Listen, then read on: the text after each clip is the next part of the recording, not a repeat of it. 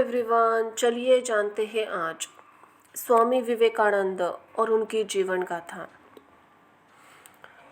स्वामी विवेकानंद जन्म 12 जनवरी 1863, मृत्यु 4 जुलाई 1902। वेदांत के विख्यात और प्रभावशाली आध्यात्मिक गुरु थे।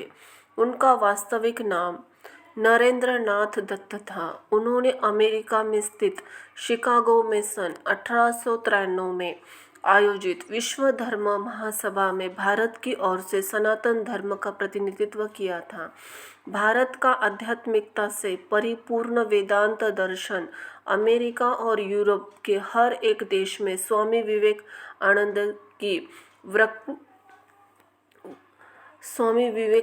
की के कारण ही पहुंचा था। उन्होंने रामकृष्ण मिशन की स्थापना की थी, जो आज भी अपना काम कर रहे हैं। वे रामकृष्ण परमहंस के सुयोग्य शिष्य थे।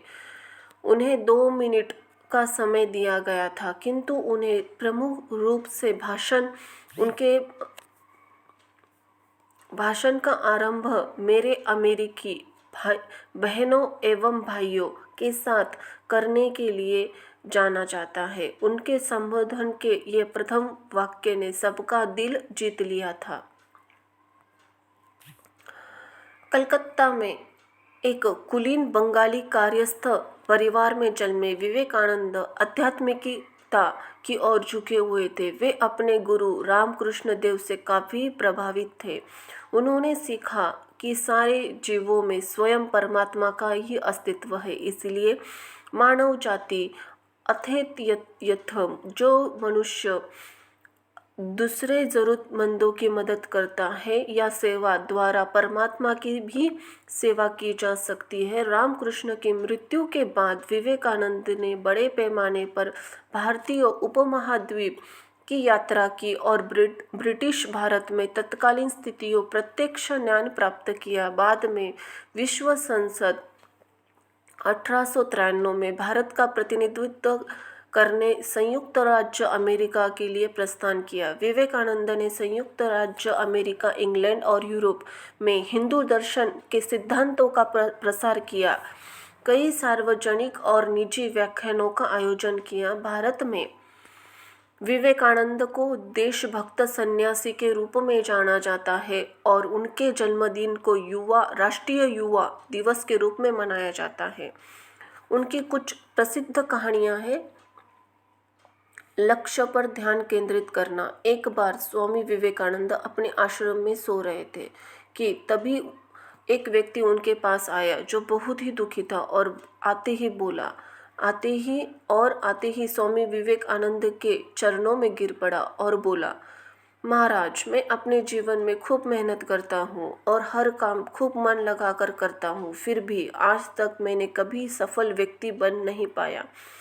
उस व्यक्ति की बातें सुनकर स्वामी विवेकानंद ने कहा, ठीक है, आप मेरे इस पालतू कुत्ते को थोड़ी देर तक घुमा लाए, तब तक आपके समस्या का समाधान ढूंढता हूँ। इतना कहने के बाद वह व्यक्ति कुत्ते को घुमाने के लिए चला गया और फिर कुछ समय बीतने के बाद वह व्यक्ति वापस आया तो स्वामी विवेकानंद ने उस व्यक्ति से पूछा कि यह कुत्ता इतना हाफ क्यों रहा है, जबकि तुम थोड़े से भी थके नहीं लग रहे हो। आखिर ऐसा क्या हुआ? इस पर उस व्यक्ति ने कहा कि मैं तो सीधा अपने रास्ते पर चल रहा था, जबकि यह कुत्ता इधर उधर भर भागता रहा और कुछ भी देखता तो उधर ही दौड़ जाता था, जिसके कारण यह इतना थक गया है। इस पर स्वामी विवेकानंद ने मुस्कुराते हुए कहा कि बस यही तुम्हारे प्रश्नों का जवाब है। तुम्हारी सफलता की मंजिल तुम्हारे सामने ही होती है, लेकिन तुम अपनी मंजिल के पाए इधर उधर भागते हो, जिससे तुम अपने जीवन में कभी सफल नहीं हो पाए। यह बात सुनकर उस व्यक्ति को समझ आ गया था कि यदि सफल होना है तो हमें अपने मंजिल पर ध्यान देना चाहिए। कहानी शिक्षा से। स्वामी विवेकानंद की इस कहानी से हमें कुछ शिक्षा मिलती है जो हमें करना चाहिए। जो कुछ भी बनना है हमें उस पर ध्यान नहीं देते हैं और दूसरों को देखकर वैसा ही हम करने लगते हैं, जिसके कारण हम अपने सफलता के लक्ष्य से पास होते हुए भी दूर भटक जाते हैं। इसलिए यदि जीवन में सफल होना है तो सदा हमें अपने लक्ष्य पर ध्यान केंद्रित करना चाहिए। नारी का सम्मान। स्वामी विवेकानंद की ख्याति देश विदेश में फैली हुई थी। एक बार की बात है, विवेकानंद समारोह के लिए विदेश गए थे और उनके समारोह में बहुत विदेशी लोग आए हुए थे। उनके द्वारा दिए गए स्पीच से विदेश महिला बहुत ही प्रभावित हुई और वह स्वामी विवेकानंद के पास आई। स्वामी विवेकानंद से बोली कि मैं आपसे विवाह करना चाहती हूँ ताकि आपके जैसा मुझे गौरवशाली पुत्र की प्राप्ति हो। इस पर स्वामी विवेकानंद बोले कि आप जानती हैं कि मैं एक सन्यासी हूँ, भला मैं कैसे विवाह कर सकता हूँ। यदि आप चाहें तो मुझे अपना पुत्र बना लो, इससे मेरा सन्यास भी नहीं टूटेगा और आपको मेरे जैसा पुत्र भी मिल जाएगा।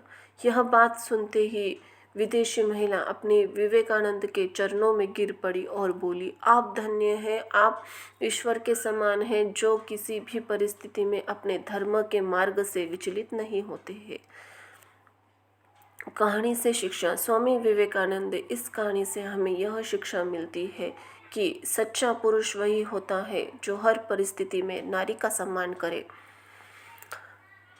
प्रारंभिक जीवन 1863 से जन्म एवं बचपन। स्वामी विवेकानंद का जन्म 12 जनवरी 1863 विद्वानों के अनुसार मकर संक्रांति संवत 1920 को कलकत्ता में एक कुलीन कायस्थ परिवार में हुआ। उनके बचपन का नाम वीरेश्वर रखा गया, किंतु उनका औपचारिक नाम नरेंद्र दत्त था। पिता का नाम विश्वदत्त दत्त था। कलकत्ता के हाईकोर्ट के सुप्रसिद्ध एक वकील थे। दुर्गाचरण दत्ता नरेंद्र के दादा संस्कृत और फारसी के विद्वान थे। उन्होंने अपने परिवार को 25 वर्ष की आयु में ही छोड़ दिया और एक साधु बन गए। उनकी माता भुवनेश्वरी देवी धार्मिक विचारों की महिला थी। उनका अधिकांश समय भगवान शिव की पूजा में अर्चना में व्यतीत होता था। नरेंद्र के पिता और उनकी माँ के धार्मिक प्रगतिशील तर्कसंगत रवैये ने उनकी सोच व्यक्तित्व को आकार देने में सहायता की। बचपन से ही नरेंद्र अत्यंत कुशार्ग बुद्धि तो थे ही, नटखट भी थे। अपने साथी बच्चों के साथ वे खूब शरारत करते थे और मौका मिलने पर अपने अध्यापकों के साथ भी शरारत करने से नहीं चूकते थे। उनके घर नियम पूर्वक रोज पूजा पाठ होता था। धार्मिक प्रवृत्ति होने के कारण माता भुवनेश्वरी देवी को पुराण, रामायण, महाभारत आदि की कथा सुनने का बहुत शौक था। कथावाचक बराबर इनके घर आते रहते थे। नियमित रूप से भजन कीर्तन होता रहता था। परिवार के धार्मिक एवं आध्यात्मिक वातावरण के प्रभाव से बालक नरेंद्र मन में बचपन से ही धर्म अध्यात्म के संस्कार गहरे होते गए। माता पिता के संस्कारों और धार्मिक वातावरण के कारण बालक के मन में बचपन से ही ईश्वर को जानने और उसे प्राप्त करने की लालसा दिखाई देने लगी थी। ईश्वर के बारे में जानने की उत्सुकता में वे कभी कभी ऐसे प्रश्न पूछ बैठते थे कि इनके माता पिता और कथावाचक पंडित तक चक्कर में पड़ जाते थे। शिक्षा। सन 1871 में 8 साल की उम्र में नरेंद्रनाथ ने ईश्वर चंद्र विद्यासागर ने मेट्रोपोलियन संस्थान में दाखिला लिया, जहां वे स्कूल गए। 1877 में उनका परिवार रायपुर चला गया। 1879 में कलकत्ता में अपने परिवार की वापसी के बाद वह एकमात्र छात्रा थे जिन्होंने प्रेसिडेंसी कॉलेज प्रवेश में परीक्षा प्रथम डिवीजन के अंक प्राप्त किए थे। वे दर्शन, धर्म, इतिहास, सामाजिक विज्ञान, कला और साहित्य सहित विषयों के एक उत्साही पाठक थे। इनकी वेद, उपनिषद, भगवद गीता, रामायण, महाभारत, पुराणों के अतिरिक्त अनेक हिंदू शास्त्रों में भी गहन रुचि थी। नरेंद्र को भारतीय शास्त्रीय संगीत में प्रशिक्षित किया गया था और वे नियमित रूप से शारीरिक व्यायाम खेलों में भाग लिया करते थे। नरेंद्र के पश्चिम तर्क, पश्चिम दर्शन और यूरोपीय इतिहास का अध्ययन जनरल असेंबली इंस्टीट्यूशन, अब स्कॉटिश चर्च कॉलेज में किया गया था। 1881 में उन्होंने ललित की परीक्षा उत्तीर्ण की। 1884 में कला स्नातक की डिग्री पूरी कर ली। नरेंद्र ने डेविड ह्यूम और Johann Gottlieb Fichte, Baruch Spinoza, George W H. Hegel, अनेक अनेक चार्ल्स डार्विन के कामों का अध्ययन किया और उनके स्पेंसर की किताब एजुकेशन का बंगाली में अनुवाद किया। 1860 में बंगाली में अनुवाद किया। ये सब हर्बर्ट स्पेंसर की विकासवाद के काफ़ी मोहित थे। पश्चिम दर्शनों के अध्ययन के साथ इन्होंने संस्कृत ग्रंथों, बंगाली साहित्य को भी सीखा। विलियम हेस्टी, महासभा के संस्थान प्रिंसिपल, ने लिखा, नरेंद्र वास्तव में एक जीनियस है। मेरे काफ़ी विस्तृत लोग बड़े इलाकों में यात्रा है, लेकिन उनके जैसी प्रतिभा वाला एक भी बालक नहीं दिखा। यहाँ तक जर्मन विश्वविद्यालयों के दार्शनिक छात्रों में भी नहीं है। एक बार उन्हें श्रुतिधर, विलक्षण स्मृति वाला व्यक्ति भी कहा गया है। आध्यात्मिक शिक्षता और ब्रह्म समाज का प्रभाव। 1880 में नरेंद्र ईसाई से हिंदू धर्म रामकृष्ण के प्रभाव से परवरित केशव चंद्र सेन की नवविधान में शामिल हुए। नरेंद्र 1884 से कुछ बिंदु पर एक फ्री मसोनरी लॉज और साधारण ब्रह्म समाज, जो ब्रह्म समाज का ही अलग गुट था, और जो केशव चंद्र सेन, देवेंद्रनाथ टैगोर के नेतृत्व में था। 1881 से 1884 तक के दौरान सेन्स बैंड ऑफ होप्स में सक्रिय हुए, जो धूम्रपान, शराब पीने के युवाओं को हतोत्साहित करता था। यह नरेंद्र के परिवेश के कारण पश्चिमी अध्यात्म के साथ परिचित हो गया था। उनके प्रारंभिक विश्वासों और ब्रह्म समाज, जो एक निराकार ईश्वर में पूजा और मूर्ति की प्रतिवाद करता था, ने प्रभावित किया, और सुव्यवस्थित युक्तिसंग अद्वैत अवधारणाओं में धर्मशास्त्र, वेदांत, उपनिषद एक चयनात्मक आधुनिक ढंग से अध्ययन पर प्रोत्साहन किया। निष्ठा। एक बार किसी शिष्य ने गुरुदेव की सेवा में घृणा और निष्ठुरता दिखाते हुए नाक भो सिकोड़ी। यह देखकर विवेकानंद को क्रोध आया। वे अपने उस गुरु भाई को सेवा का पाठ पढ़ाते और गुरुदेव की प्रत्येक वस्तु के प्रति प्रेम दर्शाते हुए उनके बिस्तर के पास रक्त, कफ आदि से भरे थूकनी दानी को उठाकर फेंकते। गुरु के प्रति ऐसी अनन्य भक्ति और निष्ठा के प्रताप से वे ही अपने गुरु के शरीर और उनके दिव्यतम आदर्शों की उत्तम सेवा कर सके, गुरुदेव को समझ सके और स्वयं के अस्तित्व गुरुदेव के स्वरूप में विलीन होकर सके। आगे चलकर समग्र विश्व में भारत के अमूल्य आध्यात्मिक भंडार की महक फैला सके।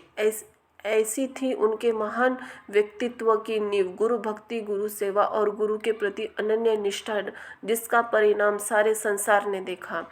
स्वामी विवेकानंद ने अपना जीवन अपने गुरुदेव रामकृष्ण परमहंस को समर्पित कर चुके थे। उनके गुरुदेव का शरीर अति रुग्ण हो गया था। गुरुदेव के शरीर त्याग के दिनों में अपने घर और कुटुंब की नाजुक हालत व स्वयं के भोजन की चिंता किए बिना गुरु की सेवा में सतत संलग्न रहे। स्वामी विवेकानंद स्वप्न दृष्टा थे। उन्होंने एक ऐसे समाज की कल्पना की थी जिसमें धर्म, जाति आधार पर मनुष्य का कोई भेद न हो। उन्होंने वेदांत के सिद्धांतों का रूप रखा।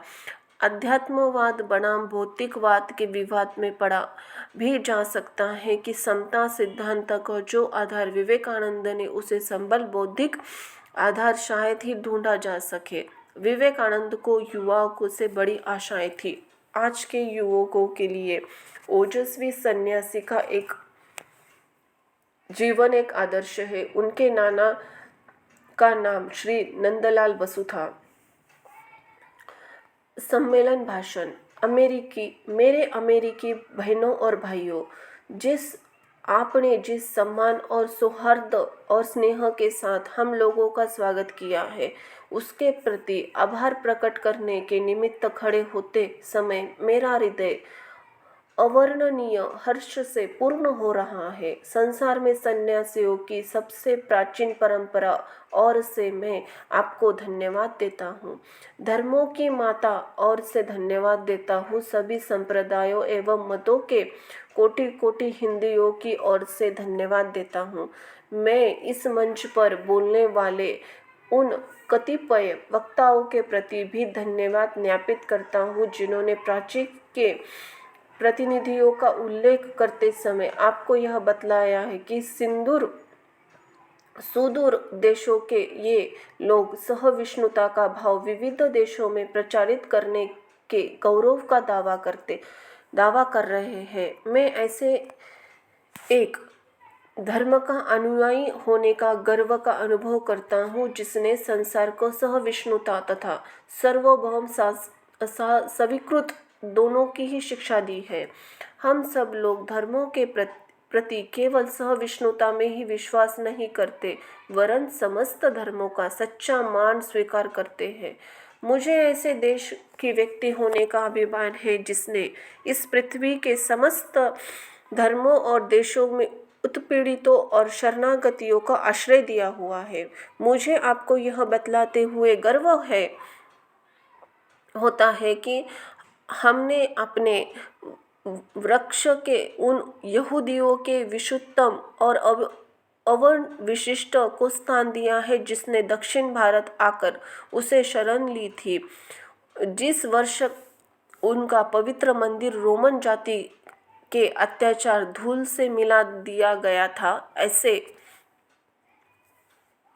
धर्म का अनुयायी होने में गर्व का अनुभव करता हूँ जिसने महान जरशूट जाति के अवशिष्ट को शरण दी थी और जिसका पालन वह अब तक कर रहा है। भाइयों, मैं आप लोगों को एक स्रोत की कुछ पंक्तियाँ सुनाता हूँ जिसकी आवृत्ति मैं बचपन से कर रहा हूँ, जिसकी आवृत्ति प्रतिदिन लाखों मनुष्य किया करते हैं।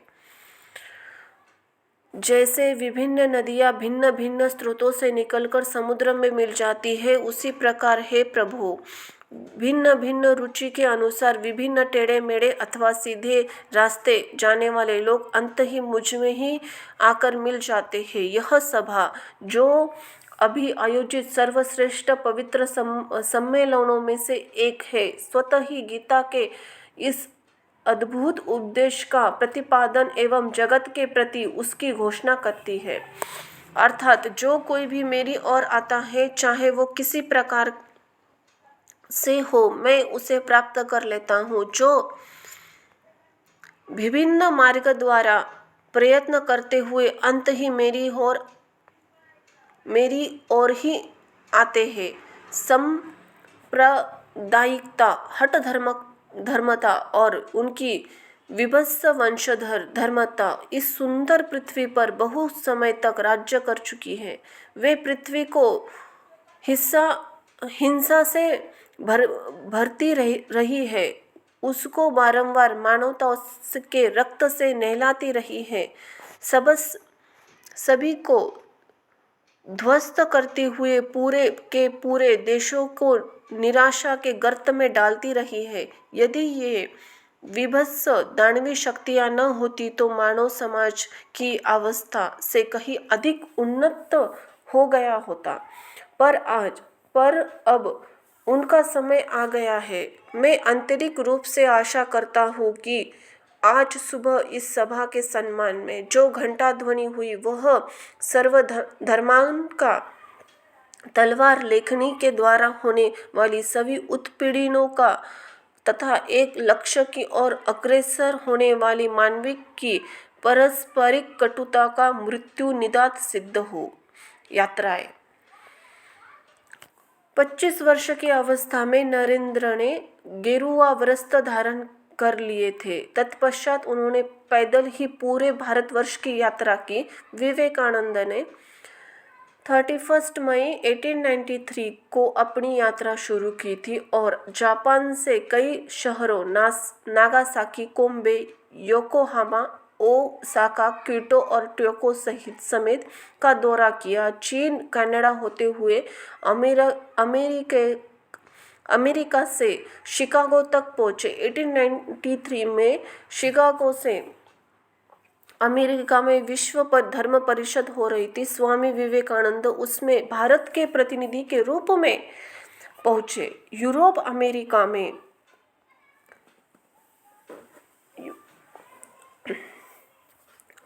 के लोग उस समय पराधीन भारतवासियों को बहुत ही हीन दृष्टि से देखते थे। वहाँ लोगों ने बहुत प्रयत्न किया कि स्वामी विवेकानंद को सर्वधर्म परिषद में बोलने का समय ही ना मिले, परंतु एक अमेरिकन प्रोफेसर के प्रयास से उन्हें थोड़ा समय मिला। उस परिषद में तो उनके विचार सुनकर सभी विद्वान चकित हो गए।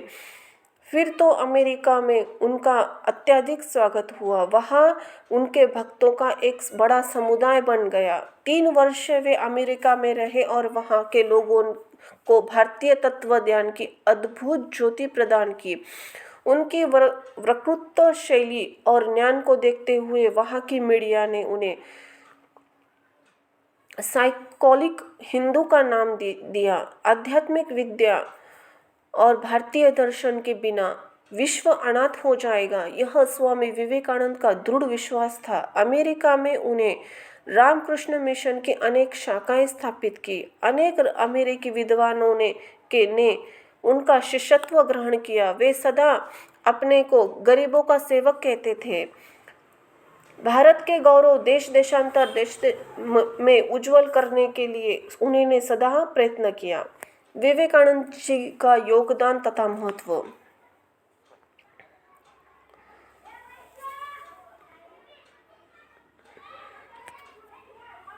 स्वामी विवेकानंद ने जो काम कर गए वे आने वाली अनेक शताब्दियां तक पीढ़ियों का मार्गदर्शन करते रहेंगे।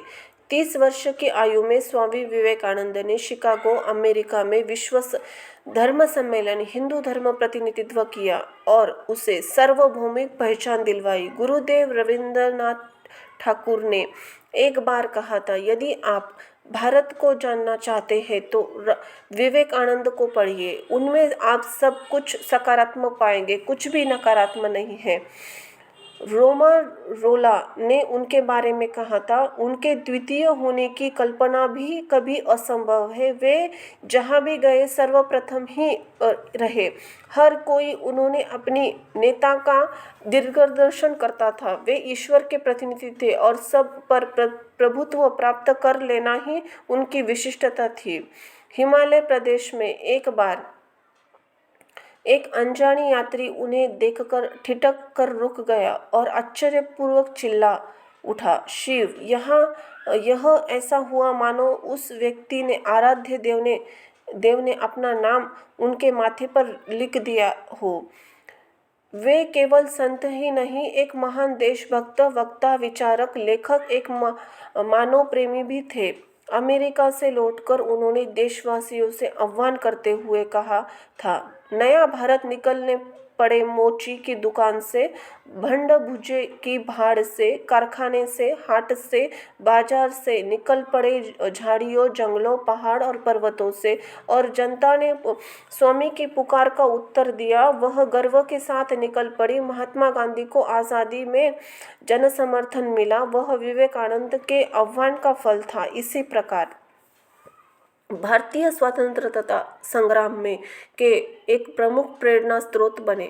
उनका विश्वास था कि पवित्र भारतवर्ष धर्म एवं दर्शन पुण्य भूमि है। यहाँ बड़े बड़े महात्मा ऋषियों का जन्म हुआ है। यही सन्यासी का एवं त्याग की भूमि है तथा यही केवल आदिकाल से लेकर आज तक मनुष्य के जीवन के सर्वोच्च आदर्श एवं मुक्ति का द्वार है। उनके कथन उठो जागो, स्वयं को जागकर और औरों को जगाओ, अपने नर जन्म को सफल करो और जब तक नहीं रुको, जब तक लक्ष्य प्राप्त न हो जाए। 19वीं सदी के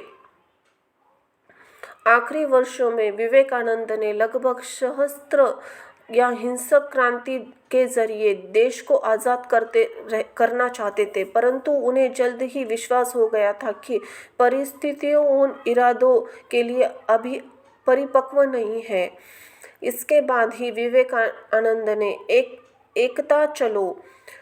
एकला चलो की नीति का पालन करते हुए परिव्राजक के रूप में भारत और दुनिया को एक खंगाल डाला। उन्होंने कहा था कि मुझे बहुत युवा सन्यासी चाहिए जो भारत के ग्रामों में फैलाकर देशवासियों की सेवा में खप जाए। उनका यह स्वप्न पूरा नहीं हुआ। विवेकानंद पुरोहितवादी धार्मिक आडंबरों, कंठमूलापन रूढ़ियों के सख्त खिलाफ थे।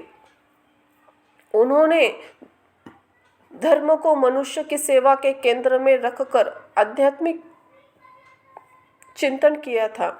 उनका हिंदू धर्म अटपटा, लीजा और वायवीय नहीं था। उन्होंने यह विद्रोही का बयान दिया था कि इस देश के 33 करोड़ भूखे, दरिद्र, कुपोषण के शिकार लोगों देवी देवताओं की तरह मंदिरों में स्थापित कर दिए जाए और मंदिरों से देवी देवताओं को मूर्तियों को हटा दिया जाए। उनका यह कालजयी आह्वान 21वीं सदी से पहले दशक के अंत तक एक बड़ा ही प्रश्नवाचक चिन्ह खड़ा करता है। इसके आह्वान को सुनकर पूरे पुरोहित वर्ग की बैंड बज गई थी। आज कोई दूसरा साधु तो क्या, सरकारी मशीनरी भी किसी अवैध मंदिर की मूर्ति को हटाने का जोखिम नहीं उठा सकती। स्वामी विवेकानंद के जीवन की अंतर्लहरियाँ यही थी कि वे इस बात के आश्वस्त थे, धरती की गोद में यदि ऐसा कोई देश है जिसने मनुष्य की हर तरह से बेहतरी के लिए ईमानदार कोशिश की है तो वह भारत है।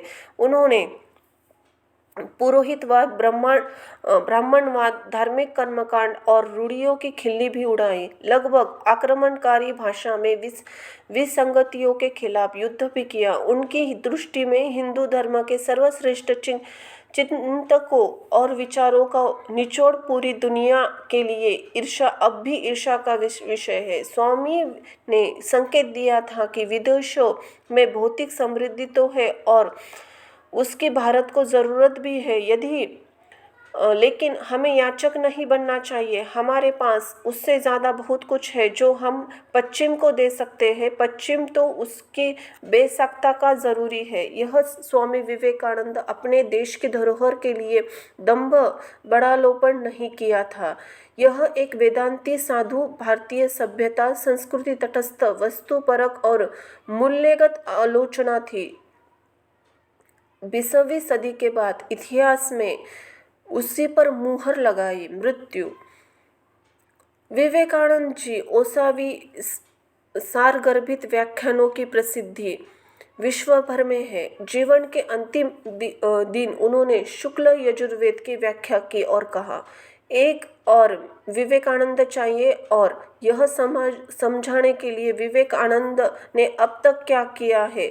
उनके शिष्यों के अनुसार जीवन के अंतिम 4 जुलाई 1902 को उन्होंने अपने ध्यान करने की दिनचर्या को नहीं बदला और प्राप्त 2-3 घंटे ध्यान किया और ध्यान अवस्था में ही अपने ब्रह्म रद को भेद कर महासमाधि ले ली।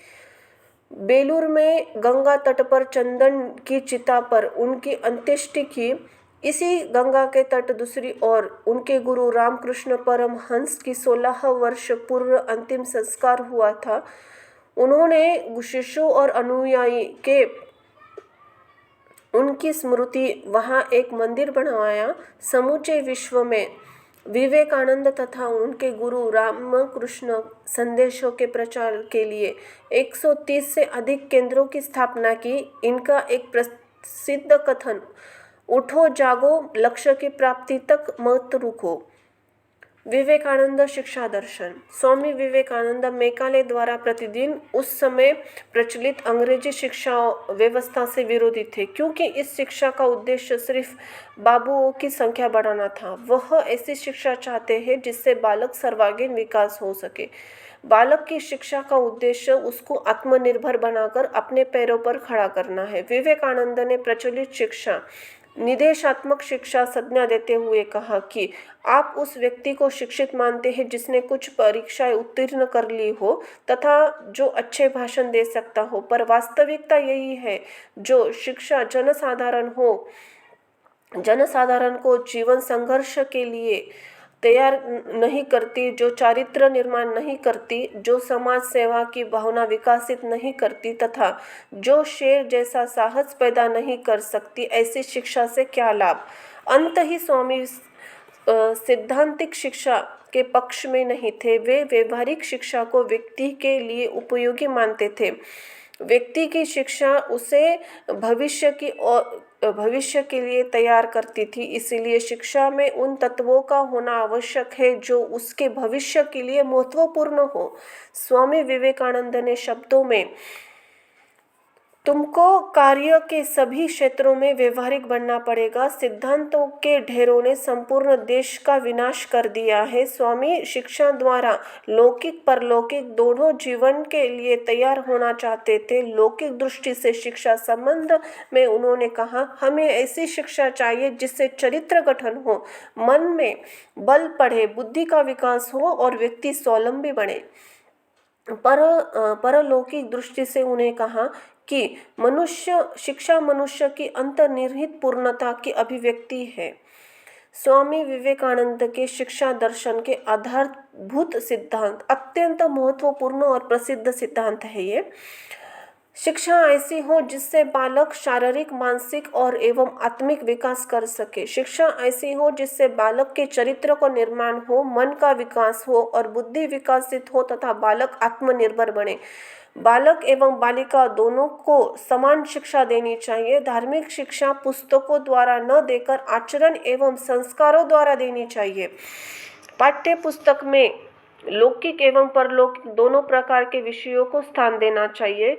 शिक्षा गुरु गृह में प्राप्त की जा सकती है। शिक्षक एवं छात्र का संबंध अधिक से अधिक निकट होना चाहिए। सर्वसाधारण शिक्षा का प्रचार एवं प्रसार किया जाना चाहिए। देश की आर्थिक प्रगति के लिए तकनीकी शिक्षा की व्यवस्था की जाए। मानवीय एवं राष्ट्रीय शिक्षा परिवार शुरू करनी चाहिए। शिक्षा ऐसी हो जो सीखने वालों को जीवन संघर्ष लड़ने की शक्ति दे। अपने व्यक्ति को अपनी रुचि अनुसार महत्व देना चाहिए। स्वामी विवेकानंद के शिक्षा विचार मनुष्य निर्माण प्रक्रिया पर केंद्रित है, न कि महज किताबी ज्ञान पर। एक पत्र में वे लिखते हैं, शिक्षा क्या है? वह पुस्तक विद्या है? नहीं। क्या वह नाना प्रकार का ज्ञान है? नहीं, यह भी नहीं। जिस संयम के द्वारा इच्छा शक्ति का प्रवाह और विकास वश में लिया जाता है और वह फलदायक होता है, वह शिक्षा कहलाती है। शिक्षा का उपयोग किस प्रकार चरित्र गठन के लिए किया जाता है, इस विषय में विवेकानंद कहते हैं, शिक्षा का मतलब यह नहीं है कि तुम्हारे दिमाग में ऐसी बहुत सी बातें किसी तरह ठूस दी जाए जो आपस में लड़ने लगे और तुम्हारा दिमाग उन्हें जीवन भर हजम न कर सके।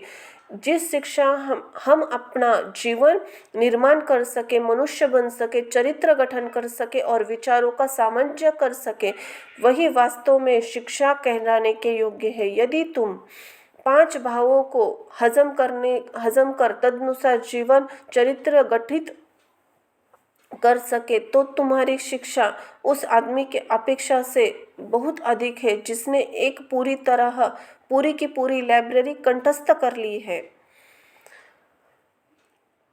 देश की उन्नति फिर चाहे आर्थिक हो या आध्यात्मिक, वे स्वामी की शिक्षा भूमिका को केंद्रीय मानते थे। भारत तथा पश्चिम के बीच अंतर वे इसी दृष्टि से वर्णित करते हुए कहते हैं, केवल शिक्षा शिक्षा शिक्षा। यूरोप में बेहतरीन नगरों में घूमकर और वहाँ के गरीबों के अमन चैन और विद्या को देखकर हमारे गरीबों की बात याद आती आती थी और मैं आंसू बहाता था। यह अंतर क्यों हुआ? उत्तर पाया शिक्षा।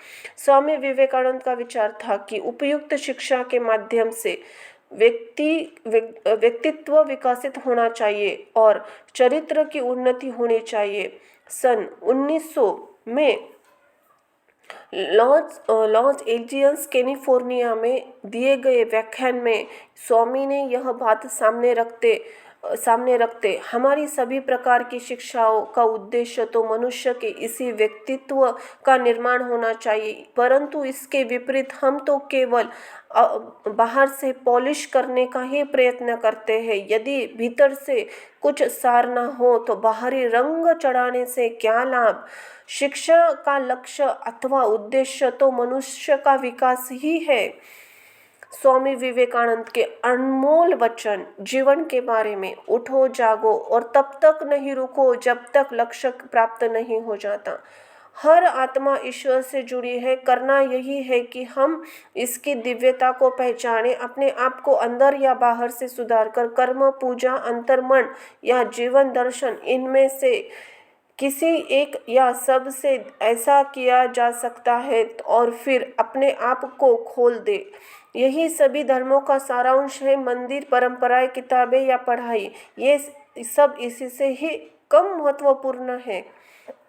एक विचार ले और इससे अपनी जिंदगी एकमात्र विचार बना ले। इसी विचार के बारे में सोचे, अपना सपना देखे और इसी पर विचार पर कीजिए। अपने मस्तिष्क, दिमाग और रंगों में यही विचार भर जाइए कि सफलता का रास्ता इसी बड़े बड़े आध्यात्मिक धर्म पुरुष ही बनाते हैं। एक समय में एक काम करो, ऐसा करते समय अपनी पूरी आत्मा उसमें डाल दो, बाकी सब कुछ भूल जाओ। पहले हर अच्छी बात का मजाक बनता है, फिर विरोध होता है, फिर उसे स्वीकार कर लिया जाता है।